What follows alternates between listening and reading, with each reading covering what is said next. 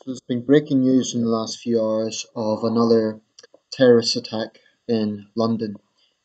What we know so far, the news is very overlapping at the moment. There's overlapping information, as is always the case with these things. But unlike Manchester and Westminster attacks, this appears to have involved multiple attackers. So the information so far seems to be that a van drove at high speed down London Bridge. Attackers, some reports are saying three attackers, others are saying five attackers, got out and then ran towards the Borough Market, which is in the borough of Southwark, and proceeded to stab people. There's reports of gunfire, there's reports that three central London hospitals are in lockdown, and all the big networks are covering it. There's a lot of different information coming out. One man apparently saw these three Muslim guys, as he put it, attack people. He saw a young woman stabbed.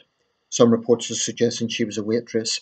And there is video footage showing people crouching down in a restaurant and clubbers, people in restaurants and so on being evacuated. Apparently, there's a very heavy police presence in central London tonight. The Prime Minister, of course, is in an emergency Cobra meeting. I suspect she will be up all night with this. I'd be very surprised if she doesn't raise the threat level again to critical. Um, a BBC security expert has just said that in terms of the security situation, there's an estimated 3,000 people that MI5 is keeping a check on.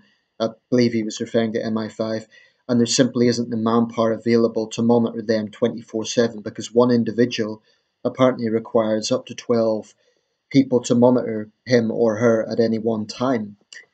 It seems to me the answer to that is reduce the personnel monitoring an individual, spread them out more. Um, but this is a very, very serious security situation we are facing. This is now the third terrorist attack, and I don't think there's any controversy in calling it a terrorist attack at this point. The Metropolitan Police are referring to it that way. Sadiq Khan is referring to it that way. I think this is a terrorist attack. This is the third this year. Westminster, Manchester, and now these multiple attacks. I would be very surprised if there is not more casualties than was in the Westminster case, simply because there's more attackers and there's at least two or three different locations.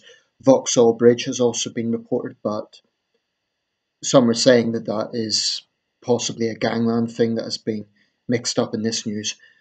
But there you have it. We are facing an ideological battle here, and I'm going to withhold saying further on that until more information is available.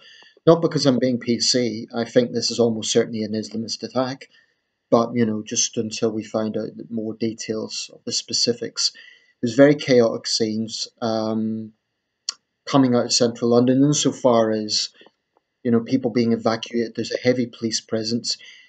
I would be very surprised if the security threat level is not raised to critical again. Where next? The problem is with vehicular attacks, it is so difficult to stop. You can't just ban vehicles from central London completely. Um, I think we are going to see a wave of attacks, much like France did after the Charlie Hebdo attack. What happened in France was a wave of jihadist attacks. I think we're going to see the same thing, which is awful. I'm not scared. I'm just interested in developments, and I'd be interested to see how we react this time. If it's going to be another case of vigils and a minute's silence and the usual rhetoric, or if we're going to really start to have an honest debate about what is going on here. Um, so this is awful news from central London, but unfortunately not overly surprising. Um, okay, if you're in London, stay safe. And one more thing, there was a big attack in Metro Manila a few days ago. It got limited coverage here, but some 36 people perished after an Islamist attack at a casino. Initial reports suggested one person had been killed, but apparently a fire started that killed some 36 people. This is, of course, on top of the heavy fighting that's taking place currently in Mindanao. So this is a global problem, pan-Islamism.